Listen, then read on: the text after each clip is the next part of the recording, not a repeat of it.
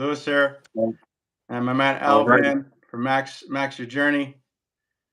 Just starting the live, so we'll give people a couple of minutes to kind of start trickling in. I know there's All some righty. folks that were saying they wanted to kind of come in and stuff like that, but we've got kind of an agenda today.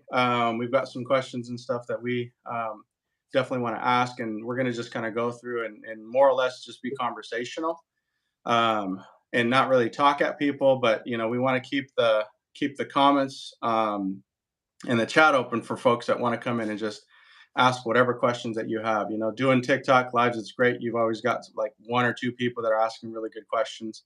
So feel free to ask any sort of questions that you guys might have. I typically get a lot of them in the comments, so please, please feel free. So Right. Make sure you guys comment. yeah. So Alvin, I know we got some questions here a little bit. I know the first one is more or less kind of talk to us a little bit about what how you got started. What attracted you to the RV rental business. Just kind of tell me a little bit about your journey in the beginning. Well, for me, getting started, I think it was the curiosity of actually getting out there, going camping, looking for something that you think is a cheap option for vacations and stuff like that. You think it's cheap, it's actually expensive. So I decided to look around, and I got me an RV, and then from there, it led me to rentals because I would see in a lot of these chat group or a lot of these Facebook groups that you get into as a newbie, you want to find out answers to your questions. So one of the people in one of these groups had asked the question, "Is anybody crazy enough to rent out their RV?" And I'm like, "Let me look into this because if it's going to be sitting, if I'm like a normal person and I'm going camping on my 2-3 vacations a year, that's a lot of weeks of payments that I'm Yeah. not going, and I'm also just letting it sit there. So how can I make money? And I always have other business ventures, so that's how it popped in my head, and that's basically what sparked the RV rentals for me. Nice. Yeah. I mean, we're kind of similar. We had bought in ours. We wanted to experience life and all that stuff, and some tragic things that happened, and kind of our life that caused us to kind of make a shift on, how we wanted to spend our time. And it was more or less just, spending time with each other. But when we bought it, I had the same thoughts too. We were like, dude, this thing is sitting. What am I going to do with this? Like, I'm paying the payment, Right. what's going on? So we had gotten on Facebook Marketplace to see what they're going for. And then down in the comments, I saw some gals like, you should get it on RV Share. A friend of mine made like 40, $50,000. I'm like, what the hell's RV? I've never heard of it. Got it, man. I got Yeah. my profile set up, and before you know it, dude, I was just like, it was booked out for like the rest of the season. I was like, holy crap, this works. Right. Kind of crazy. Cool. So I think a lot of questions I get all the time is like, what type of work goes into it, how much time does it take. I know you're a family man, I'm a family man, I've got three littles here, and I've got my wife, that she helps out quite a bit with it. But for you, I guess, what's that dynamic look like? Who helps, who does what, how much time does it take? So with me, I have 4 kids, all different ages from 10, 8, 6, and 4. So we're all over the place, sports, school. So we did homeschooling. You had the COVID year where people were doing in between schooling. So you had a lot of freedom there. We did homeschooling because we liked that for a year as well. So there's a lot of freedom. So when I would actually have these trips, the kids would just tag along with me. So anywhere I was going, we were just learning on the road. So it was actually just one of those things um, where it does take up your time. But at the same time, when you want to run a business, like I do, I wanted to run a business, not just do it as like a little side hobby thing. It's actually 24/7. It's all the time. Like for me, I know you mentioned it before. So the time is very much, I would just say anytime, even though I'm all about my time because I know, like you said, you just you just want to maximize your time, basically. So I take the kids with me, and then when I'm cleaning, that's a time frame that I done got down to a minimum, and I know how to start, and I do it the same way every time. So I learned as I went along how to cut down on that time. But it varies, and you being your own boss allows you to take jobs that you want to do and don't want Mhm. to do, and it allows me to work around my personal schedule as well. So yesterday I had somebody reach out with a $1,200 rental, but it's the same week as one of my vacations, So I messaged him. I said, yeah, I'm available. And then I messaged him back and I said, you know what? I made a mistake. I'm not available because my Right. time with my family and vacation, I might want to use that otherwise. So Right. Right. Right. it's an open window with me as far as the time. No, you bring up a good point, because we made the mistake last year, doing that ourselves. Like we didn't book out any weekends, and we're like, man, we can't even enjoy, you know, our own Yeah. campers and stuff like that. So we had to squeeze, I think, one weekend towards the end of the season. But this year we've got like a weekend that's totally booked out. You know, we want to enjoy it. You know, we've got other family and stuff like that coming. Um, were your kids in the beginning excited?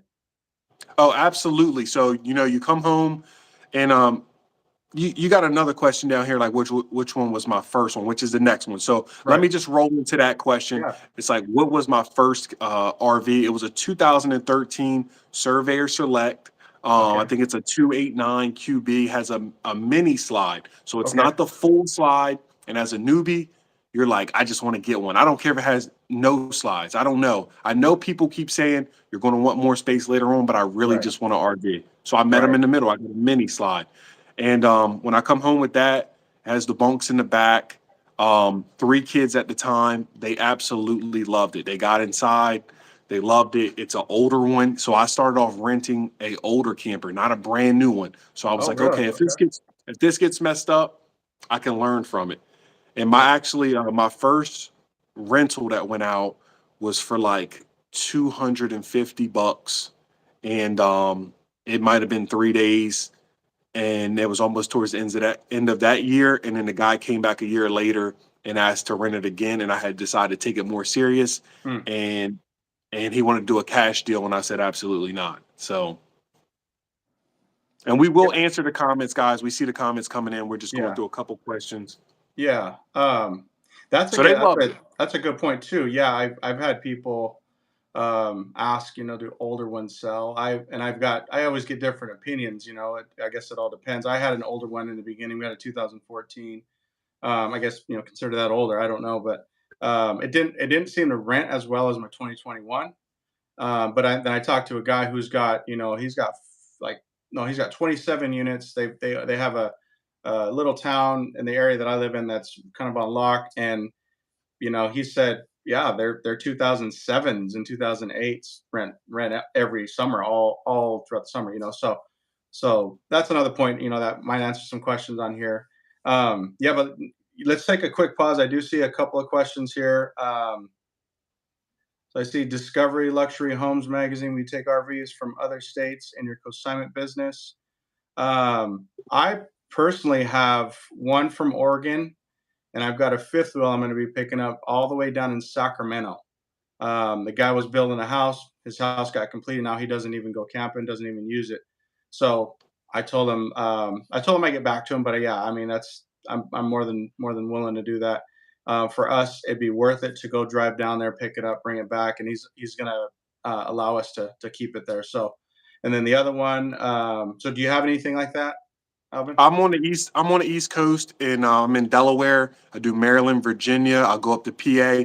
Yes, I will take consignments from any surrounding areas. It's worth the time for me to go, and it's also worth it for anybody willing to let me consign their unit, because they will make money, because I already have reliable renters that come to me every year, and my one RV that I started with is actually the number one in the area. It shows up 200 miles away. It doesn't matter.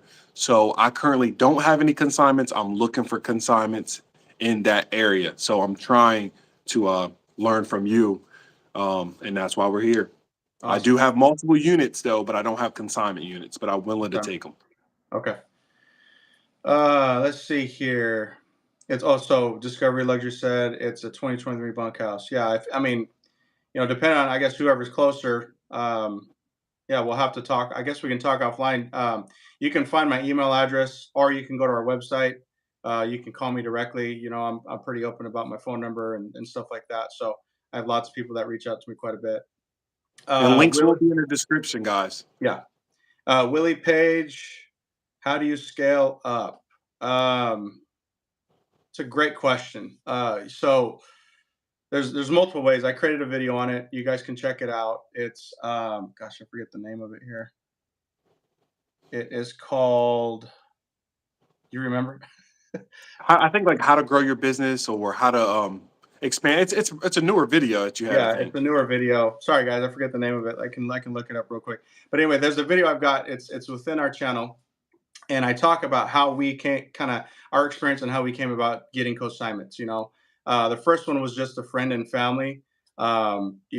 Reached out to us and said, "Hey, I've got this camper that I don't use. You mind taking it out and rent it for us?" So we did, and it did really well. And then from there, we went out and talked to a lot of dealerships. And another tip, guys, is get some decent cards.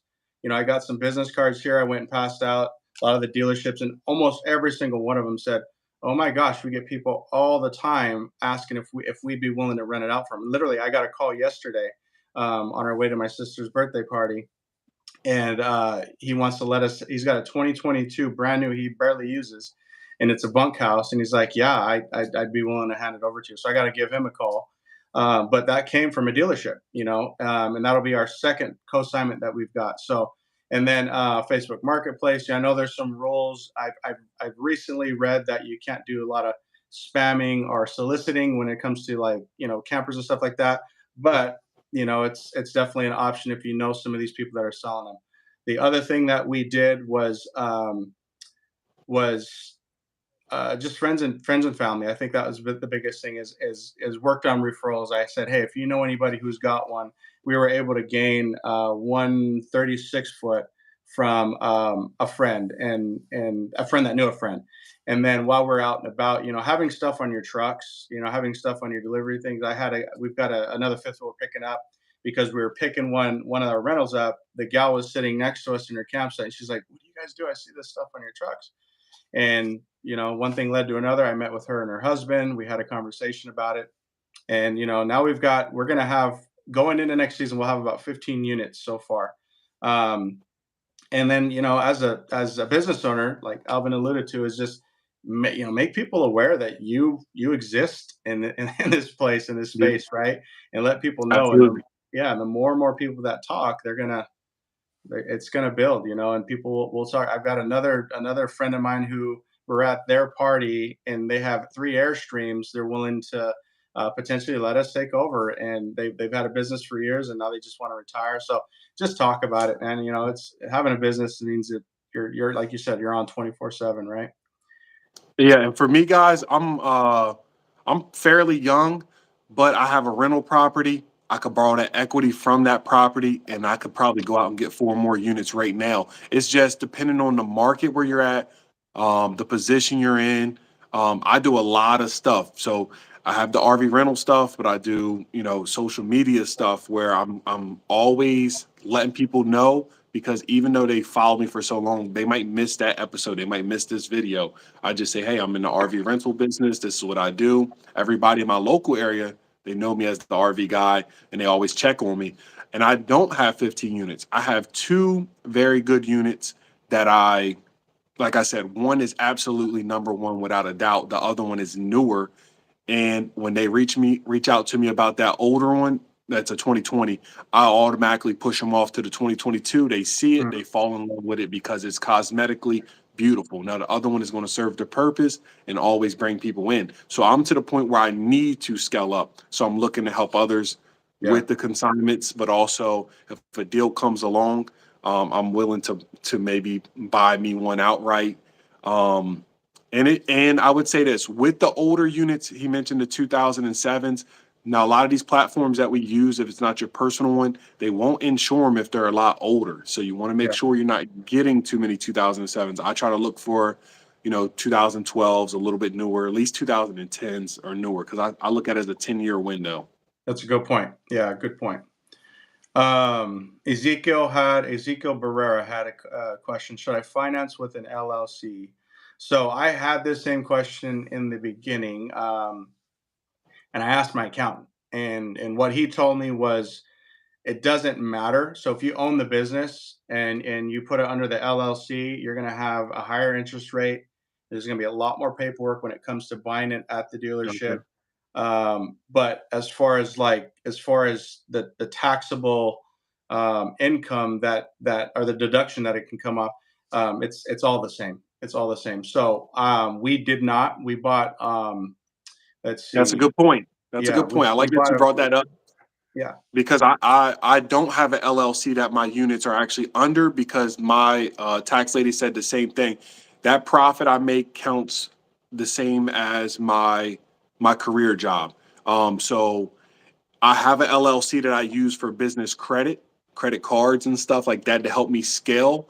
And I did that very fluently and good. But I use my units are under my personal name as well. And it depends on how you do it. Once you start to get two or three, you have to juggle them around. So I could pass my two or three off and put them in my wife's name and then go get me two more because it looks like I have none of that debt under on my Right. name, even though we're Right. married. So that's a little tip or trick. And right there, you're looking at four. So when I walked into the dealership this last time, I told them I wanted to buy another unit. They don't have to know my business. I don't share with them that I do rentals. They have no business in Yeah. knowing that. Yeah. So I just tell them I'm here for another unit, and they say, "Oh, well, you still have the other one, right?" And I say, "Yes, I love RV life. I need another unit." And Yeah. um, and so they said it's going to be a little bit trickier. Let us check your credit score. I'm putting down a good amount of money, and they told me give them a day or two. They called me back 5 minutes later, said you're approved. Come back and get it. That's So awesome. yeah, We had similar experiences too. But yeah, it's solely up to you. And if again, we're not tax, lawyers or anything like that. We're not tax people, so you might want to talk to your own, tax professional absolutely. or whoever you're working with. But for sure, that's just kind of our experience and the conversations that we had. So yeah, we'll jump on to the next question here. There's no more questions on the chat. So again, if those that just joined us, if you have any question or anything, feel free to drop them in there. We'll definitely try to answer them. So let's see. You already answered that. So how do this is one thing I've had a lot of people ask me. And I think people underestimate the, I guess, level of effort they're going to have to put in this business, right? But Yes. how do you navigate like your deliveries? Like, does your wife help with that? What does that look like for you when it comes to? Your deliveries and how you go about it is actually one of the biggest things you have to deal with in the business because you're either going to miss out on a lot of money because of scheduling and not being able to deliver. So for me, I have a brother that works pretty much night shift. He's willing to do some morning deliveries. I pay him cash. It's all set up. He shows up and he grabs the cash, drops off. So literally, he's getting paid. I pay him, 100 plus. So it could be 30 minutes away. He does nothing but go and pick up. He knows what I like. He'll call me if he sees a discrepancy. He'll ask me something. I'll tell him the location, the name. He pulls up, he hooks up. And when I'm dropping off, I tell him, hey, my partner is coming to pick up. On pickup day, I will not be present. And that's how he goes about it. But he's literally getting paid pretty good to go pick up, drop off at my location. He knows how to tow, and that allows me to get more rentals out that way. Now, my wife, she does not. Now, if she did, that would save us a lot of money, and it would just be easier to get two units going at the same time. Hey, let's get the Suburban in the truck and let's roll. Yeah, But she's not in that space, and I'm willing to come back and double up if I have yeah, to, or logistics. I'll just manage it that way. yeah, yeah. I've been lucky enough where my wife, she was super hesitant at first, but then we did some practice rounds and stuff like that. Yeah. Definitely got comfortable with it. Now she's got kind of an ownership, about it. But the other Yep. thing is this year we're kind of making some switches where I've got a guy that I'm going to be hiring, and he's going to kind of do a lot more of the navigating type of thing. I'll also do a lot of the marketing and kind of the interface with the customers. But I'll deliver when I can, and my wife's also going to deliver when she can too. So we'll kind of have a team. We're definitely going to need a team, and I'm going to need to hire more, just side people to deliver when I can and pick up when I can. I've got a lot of volunteers. A lot of my friends are like, dude, if you ever need help, let me know. So Right. I'm gonna have to take them up on it for sure. I just feel like when it comes to that delivery person, especially being like us starting off, we're not corporate people. We're like a family owned business. Yeah, You want them to represent you. You want them to show up and be happy. You want them to take pride in it. And like when you're hiring people, you just feel like maybe they might not give that same effort yeah, it's a big because deal. I know I absolutely give the best every time. So it's like I show up, I'm going to talk you through it. You got a question, you call me. Don't guess, call me. And I want my delivery guy to be the same way.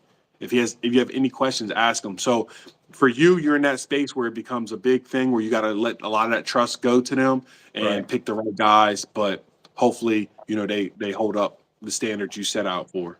Yeah, that's a really good point. Yeah, and those are definitely conversations that we have, with a lot of these folks and stuff like that that are driving for us. Is we, I had some guys that have been around for a while. They're like, I don't really care about reviews, but man, it goes a long way. I mean, it when people start reading your reviews, they're like, oh man, these guys are good people to work with, and so I've gotten a lot of feedback from it. I'm still kind of iffy on whether it matters or not, but we try to do 5-star service every single time anyway.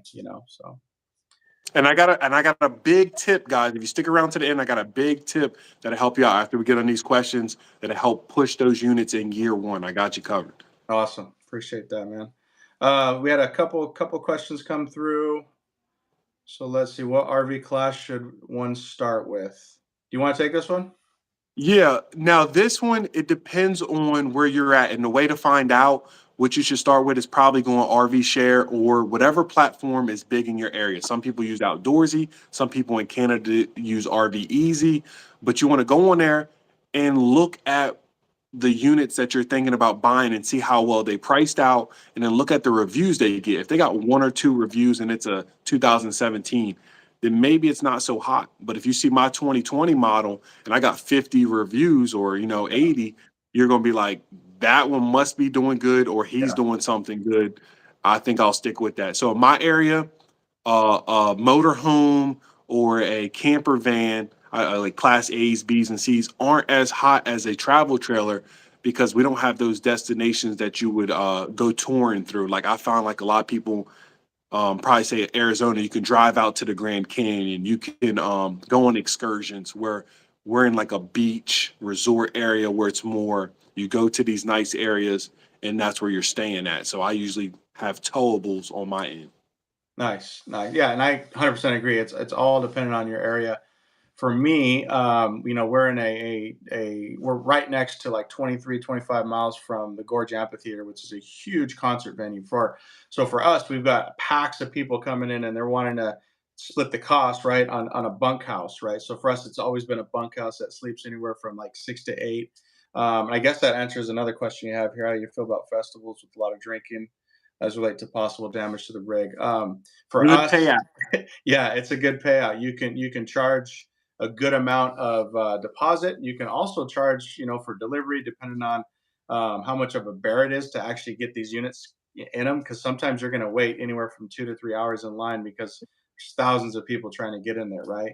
So we charge quite a bit of money specifically for that one event. Now, if they're staying at a campsite that's right next to it, I won't charge that much because it's easier to get in and set it up and then get out of there, right? But it's just a strict, no matter what, this is how much I charge for the gorge. So bunkhouses have been great, and then we were super hesitant in the beginning about renting out to festivals and stuff like that. We've got two venues where people kind of go. Where there's a lot of drinking and partying. One is the WSU Cougar game because it's on. We're kind of on the way, so they'll pick up a unit and they'll take it and they'll go tailgate. Most of the time, they've taken care of it. Same thing with the gorge. 90% of our rentals, we had over 101 rentals last year, and Nice. 90% of them went to the gorge, right? And we charge a big enough deposit. I haven't had to keep one deposit yet. There was one where I took like $340 out of it because he asked me to, because he knew that he went over on the generator charge, which it was something like $10 an hour over, and he was like, "Yeah, I just had to go over it. I went through 34 hours. Go ahead and take it out Right. of the deposit." And it was cool. That was it. But for the most part, we haven't had to keep one deposit yet. So you know, you can err on the side of caution, but at the same time, if you charge enough for your deposit, they're going to want that deposit back. Um, there's only one place I've heard that is just crazy, like Burning Man. Yes. We're not Yes. even close to there, but I've heard like people charge like Right. $15,000 or something like that. Yeah, It's one of those things I would say, guys, when it comes to festivals or anything, if you're just starting off, To me, my motto is I don't say no, I just increase the price. It has to be worth it. Now, if Yeah. you really don't want to go, do that. Sometimes throw a crazy number out there. I remember I had for the festivals in my area, I didn't do them like the first couple years.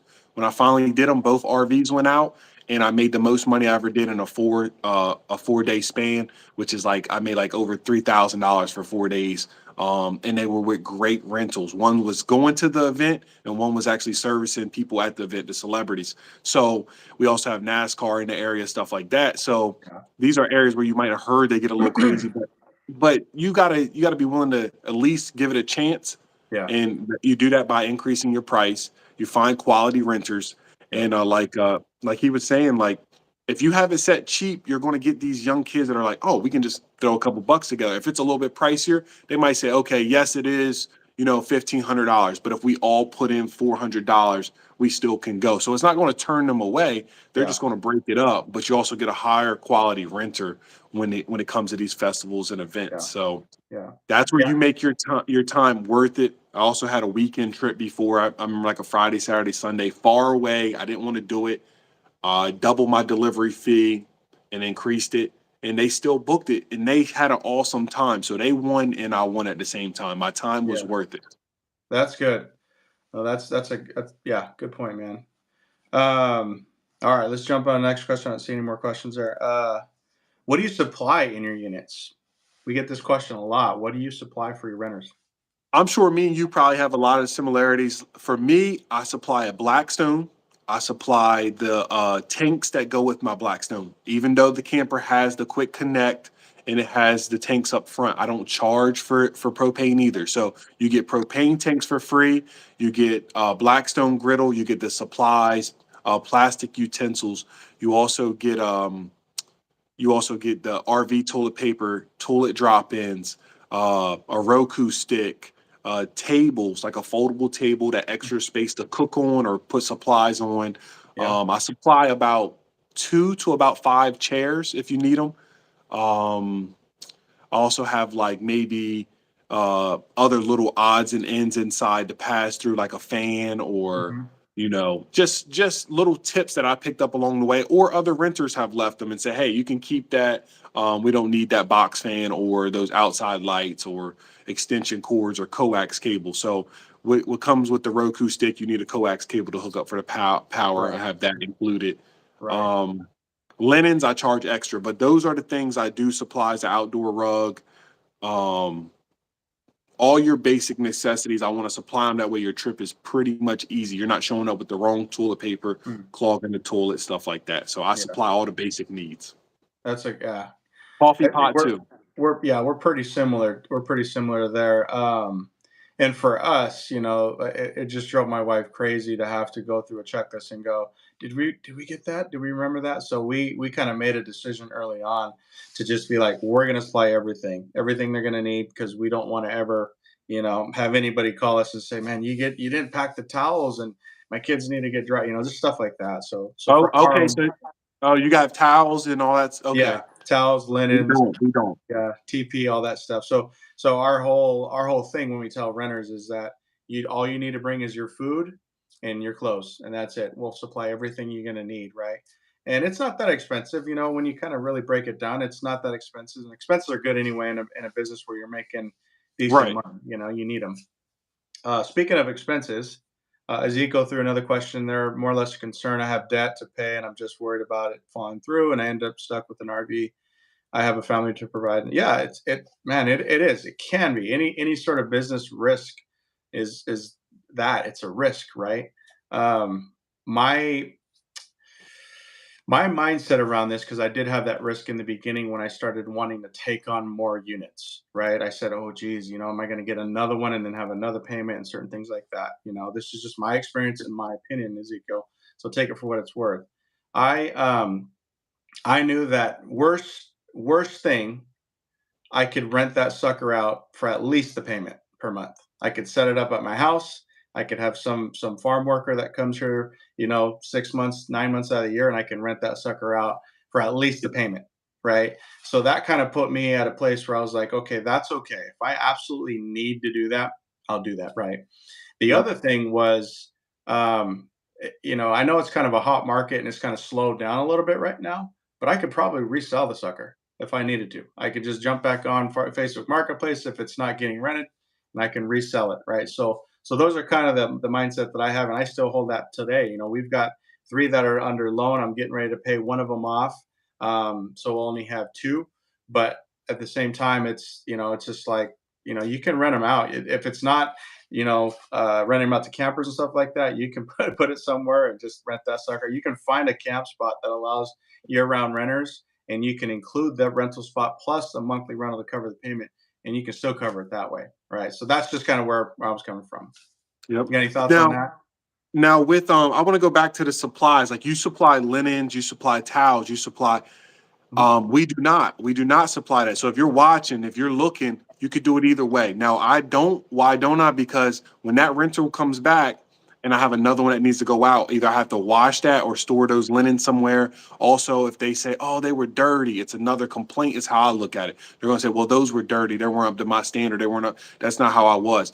Or if I have to increase my price to reflect everything I included, it might be harder to explain that when they're just going by and they say, man, that RV's going for 160 a night, but this one's 130. They might not know. They don't include nothing, but I have everything. I have to Yeah, tell them sometimes. yeah, So we don't supply that, and I believe that's one of those add-ons. So if you're worried about the debt, whoever asked that question, there's a lot of ways to get ahead. And what you're saying is we make so much money from this that if you were to have to really go back to what you need, which is just the payment, you would easily make that all day yeah, long, every single month without, you wouldn't even worry about it. You can't get your lifestyle built up to where you're making. For me, I always say my RVs don't move unless I'm making $1,000. Like, and that's almost true. Mines do not move unless I'm making 1,000. Now, sometimes I get to the point where I might have one going out and I'm like, okay, this one's a little bit cheaper. I'll take it because together that's a $1,500 weekend. But yeah, but I think the debt is, I'm a big believer in it. Any business that you went into yesterday, today, whatever, they all have debt. Every single one. yeah, Walmart, yep, Target, Moe's, whatever, Chipotle, they all have debt. They operate in debt and then they just move it around. And all this stuff is how you operate through taxes, guys. So yeah, it's a business that you can't be afraid of, especially if you want to do it. yeah, yeah, yeah. One quick question we got was, I have a deposit. Is that too, or at $1,000? Is that too high? I don't. Most of mine are $500. I have one 750, and I have one that's 1,000. Oh yeah. Yeah, I mean it's pretty low, man. So I mean it's Okay. yeah. Okay, So so with me, guys, I started with my deposit. Is it too low or too high? I started my deposit at $200 to $300, and I was like, yeah, I'm gonna be that guy where they go, they're gonna be like, yes, I'm gonna book him. And if you're scared, that's what you do, and you book it, and then you start to come into some issues or problems, so you move it up to 5 or 6. yeah, My deposits now are at $1,100, an odd number, $1,100, because if you're into a lot of these groups, a lot of them would tell you that you really need to have them at $1,500 because there's a deductible that has to be paid if the damage is more than $1,500. So if there was damage to your RV, a hole in the wall, and they tell you that it's going to be $2,000, even though you have the 1,100, you have to get the rest from the renter before to kick in. Um, Something like that. So yeah, mine's at $1,100, which covers, burns, stains, toilets clogged, stuff like that. Things they might have forgot. Um, it's just money to pull from at that point. But mine's $1,100, and I'm on the East Coast, Delaware area, Maryland, Virginia. So that's the difference between us right yeah, here. yeah. It's And not I've too been high. I've been told too. I've got some guys that have been doing this way longer than I have. They're like, you should raise it. And I don't know. I don't know why I haven't. So I probably should, and I probably will, but I still haven't done it Most yet. most renters are going to pay that deposit with a credit card. They're going to Yeah, get it back most time. And I tell them, hey, you got nothing to worry about. You're going to do everything you have to, and you're going to get it back. It's If you're that's not going to damage a good point. something, you're not worried about it. You're Yeah, not worried that's a about good it. point. That's a good point. If I'm going to that festival, it's going to be a little crazy. You're going to be like, why is it so high? Why can't it be $300? Why can't it be? And Yeah. you're like, "Oh, okay." Yeah. Well, you So bring up a good point though, man. Well, first thing I want to do something real quick. If you guys are getting any value out of this, please give this a thumbs up. This helps with the algorithm getting it pushed out and stuff like that. So give it a thumbs up if you're seeing some value. Um, but that's a good point. I kind of caution away from people that start nitpicking and trying to nickel and dime me and trying to talk me Yeah, down. I just, yeah, I'm kind of if they're going to give you problems in those initial stages, they're probably going to give yes. you problems on your rental, Got and it's going to add to your yeah. stress, right? So yeah, I'm absolutely. If I start going back and forth, hey, I got these dates available, this, and they say, well, what's the breakdown on this? What's this? Why do you charge for that? I'm done renting to you. I'm not going to go back and forth. Look at all these reviews that everybody had a good time, and you're trying to figure out how can you, well, what if we clean up? So what if we do? No, that's going to be a nightmare. So you get to pick and choose who you want to rent to, guys, and you'll notice those red flags. yeah, big time. All Oh right, well. well, let's see here. Let's move on with another question here before we start answering more questions, and it'll give some Mhm. people time to upload some questions there. Let's see. So this is a good one because yeah, we get a lot of questions on this one. How do you vet a potential renter? We were just kind of talking Yeah. about it a minute ago, but yeah, that's a big deal. How do you guys vet your renters and making sure you get the right ones in there? For us with Max Your Journey, guys, with our rentals, we usually get somebody that says, hey, they want to do a pickup or they want it delivered. So my first questions back to them, any situation I say, where are you going? What's the location? What's the campground? What's the resort? How many people Yep. are you? Do you have any pets? Yep. That way I asked them. That way, if you lie to me, that is on you. I can show proof in the message where you said, oh, I wasn't bringing my pet baby. I wasn't bringing my fur baby. There was going to be two of us.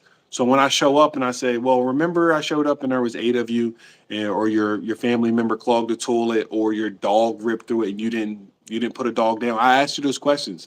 You lied to me. But in my description, it says you will forfeit your deposit unless you state that you have an animal. So um, I Yeah. ask those three questions, and if they want to tow, I always say, "Hey, what is your tow vehicle? What's your tow experience?" So they might say, "Hey, I have a and I joke with them. Some people want to tow with a van. They might say, "Oh yeah, we're actually towing with the one of those econo vans," and I'll say, "Okay, let me look up the specs. Give me the years. I'm not going to turn you down. Give me the years. Give me the specs because I had questions about a minivan towing. I had questions. I had a person show up with a van, one of those big vans, the big heavy old school vans. The clearance off the ground was this big, and then you had to put a drop hitch on the back.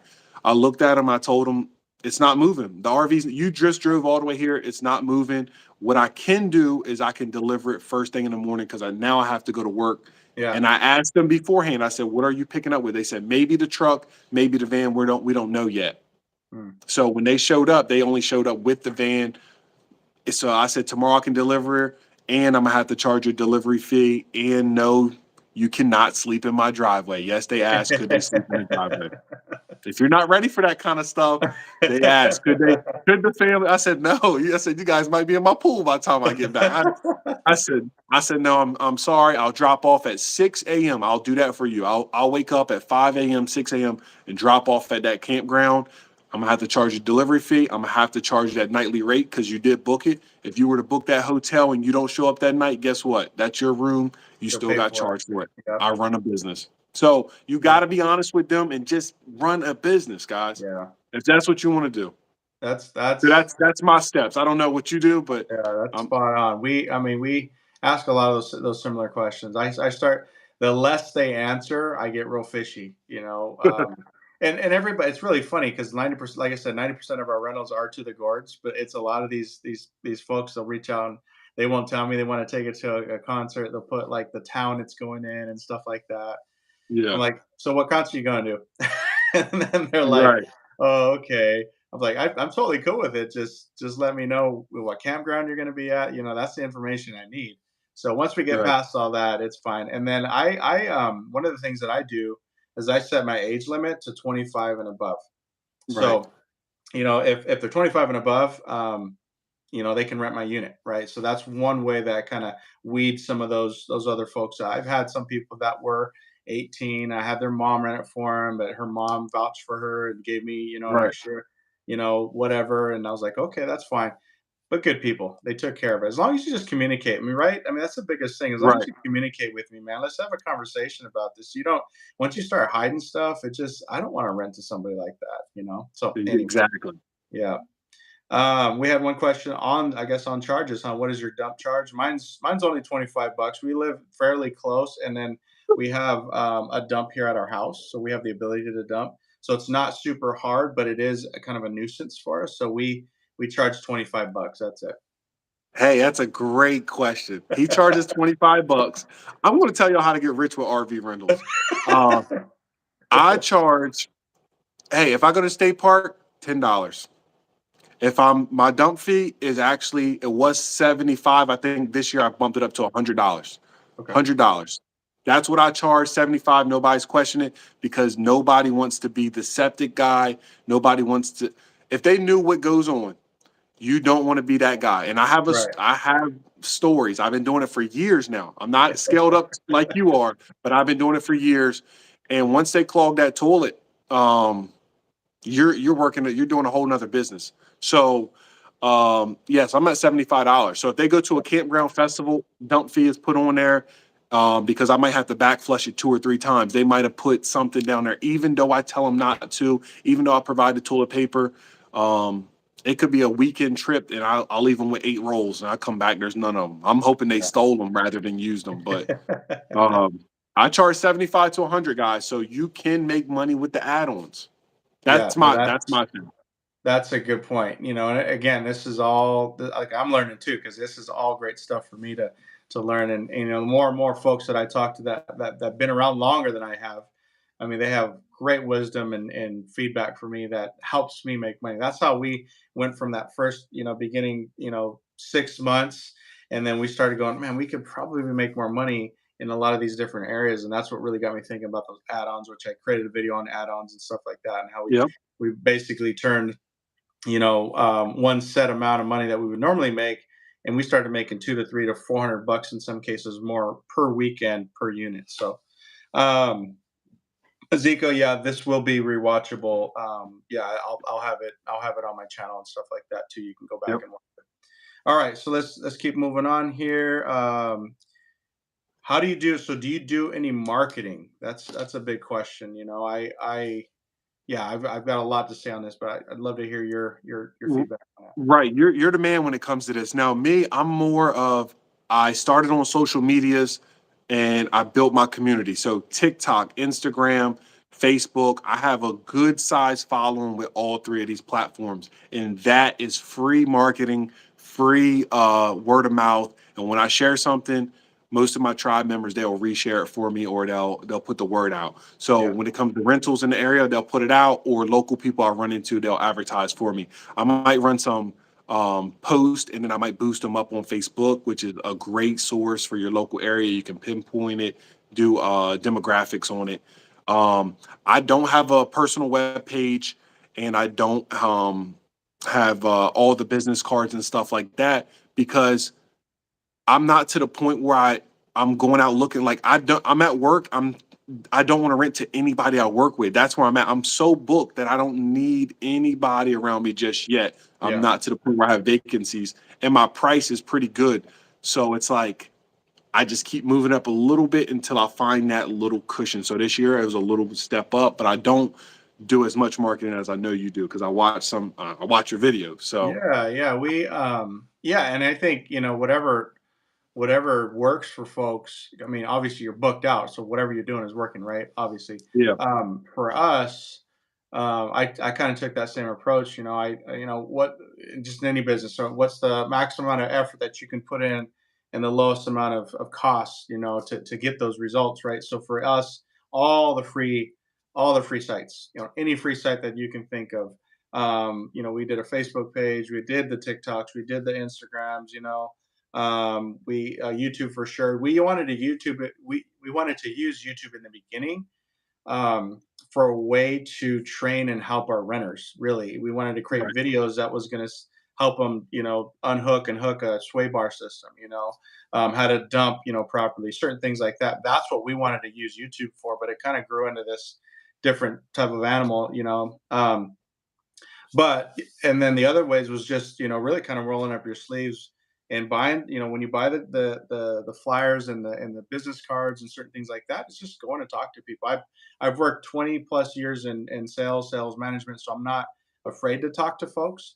So I like talking to people. I like getting involved with people. So for me, it was just kind of an easy thing to go, drop a stack of business cards and say, here you go. If anybody asks, that's looking for a rental to rent, here you go. Let them know that we exist. And and like I said, I was surprised when people are like, "Gosh, everybody asks us this all the time." We get lots of calls, right? So, and then if you wanted to spend some money, I did a video on this. You guys can check it out. It's actually called "How to Market Your RV Rental Business." That's done okay, and but there's a lot of tips on there that I used that don't cost any money and that do cost money. So go check that out. Yep, great video. Yep. Thank you, appreciate that. All right, so I think we had a couple of questions pop up here. What is the best way to go ahead and just go to lrvaldezrentals.com, and I've got all my personal information or my phone number, all that stuff. Discovery election. I can respond here and send you that message. Let's see. Is the bunkhouse trailer that you have still the best rental? In one of your previous videos, you said that's yes. So yeah, I think you're talking about the 2021 Keystone Hideout bunkhouse. It's a 24 foot. As of now, I've got most of all July, August already booked out. And right now, between now and March is when we get like a booking, if not an inquiry or a booking every single day. So, and that's been happening. So, Um, so yeah, question for you: if you're already booked out that much, you don't feel like the demand is already there? Like I should increase my prices just like to get a little bit uncomfortable? Because if I'm always the option that's booked out, I look at it as like, why am I always booked out so much? Am yeah. I too fair Are to you everybody else? underpriced? Yeah, yeah. Right. That's a good question. I think a lot about it, and I study a lot of the numbers and kind of activity. I do know. I will tell you, even though we're booked out like that far, and I've got a lot more rentals that are already booked out. I got a lot of the concert weekends that the release dates are already booked out. Right. Um, but I feel like last year a lot of the rentals I got like were to campsites and stuff like. I don't feel like I'm as booked out with those that I was last year. So I'm still kind of going, okay, I still want those people because I Right. like the families and stuff like that. I like dealing with those families and helping them have a good time. But for the most part, I did just go through and drop some of my prices the other day, like by $10, not by a Okay. lot. Yeah. So yeah, I play with it. I do. Last year with that when we were getting booked out with that bunkhouse at 2021 24 foot, I did raise the price about $30 per night. Okay. Yeah, so I do play with that a little bit. Good question though. All right, so let's see here. Anything else that you wanted to chat about before your last bonus point here? I think we're getting Uh, ready to wrap up. like I said, I wouldn't be too scared about jumping into it, because that payment, guys, when you go get that new RV, especially if you want to finance it, if you want to know from real life owners, when you go get that brand new 2023 for $40,000, decent credit, it's a recreational loan, so it's going to be a little bit higher. If you do the LLC, it's going to be even higher than that. But your payment is probably going to be like 350 to 250, somewhere in there. Something that's very manageable. You're going to make double that from like one trip. You're going to make that money back from one trip. Now the extra stuff with it, um, insurance isn't going to be that much more. It's a recreational loan. This is like a home. This is a little safer. You're looking at maybe $50. I think my one RV it went up like $25, Yeah, $30, but I have USA. But it's not that scary to take the leap. Now, where you said that you're at campgrounds, you're mingling with people. I have to find a little window with that, because I'll pull up and the neighbors will say, "Hey, how's it going?" I say, "Hey, I'm just swinging by. I'm just dropping off a rental," and they might say, "Oh, okay. Um, how is that pretty good? How much you making?" Now, yeah. if I want them to be a customer, do I say, "I'm killing it, man. I'm making so Mhm. much from this unit," or do I say, it's pretty good? I can't really sell them on it, and I also can't really, sell them on it, because it's like, hey, I'm making a killing on this. I'm doing great. Business is booming. You should get one too and not rent from me. Or do I say, go the opposite way? So I have to find that window. I talk to some people and I let them know, hey, Yeah. Yeah. You're staying out here. I do rentals. If you need me, let me know. What I'll usually do is I'll go into my renters and I'll notice that they might have rented another unit from somebody else.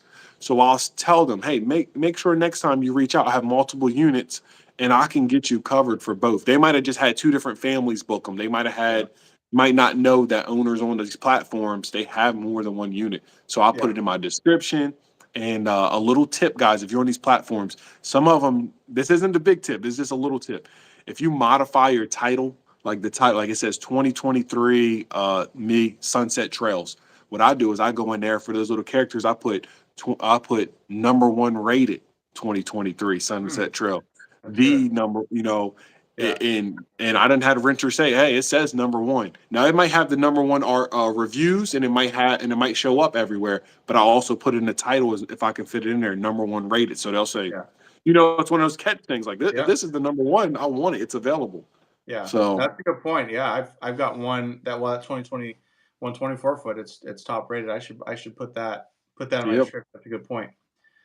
Good point. So we had one more comment by Ezekiel come in. I don't have a truck that I can pull with ID. Have to lean more toward. Okay, Class C. What year should I look into? I've got a 2021 Forest River Sunseeker Class C motorhome. It's a drivable. Does really well every weekend. It was booked out last year, and we're getting kind of booked out this year too. But it's a lot more of a payment. I mean, those things aren't cheap these days. So I would kind of, if you're looking to kind of stay on a budget, I don't know, anywhere from probably like a 2014 to a current one, and if you can find a deal. If you're willing to travel, if you're on the Texas area, I've been looking in Texas. They have a ton of units that are I don't know why they're so cheap down there, but the same dang units. You know what I mean? But just take some time to look around if you're out here, if you're kind of on a budget and you want to make this business work. That's kind of what I would do.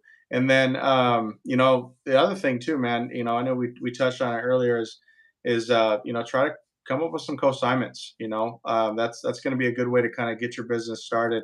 Um, where you're not having to dish out a whole bunch of money, and you can literally it's like you're using somebody's house to rent it out for them, and then you're splitting the profits with them. So that's just another avenue, and I did create a video on that too. So Yep. outside of that, any other closing topics, any other questions? Any other questions? Just ask them. You guys can find me, Max Your Journey on all platforms. I'm on the East Coast. If you have consignments that you want to reach out to me, guys. So please reach out, DM me comments or whatever. I'll answer all of them. Um, but don't be afraid to get into the RV rental, guys. Like he said, he didn't have a vehicle to tow, I guess. I would just find like a happy medium, maybe get that used truck with that used RV, and I Yeah. make profit because it's a Yeah. business. And one of the bonuses to a business is tax Yeah. write-offs. So Yeah. you got to have that peace of mind. When I go buy that new bed set, that toilet paper, that grill, that all of that stuff is a tax write-off. Please consult your tax Huge. consultant. But for me, it's all a tax write-off.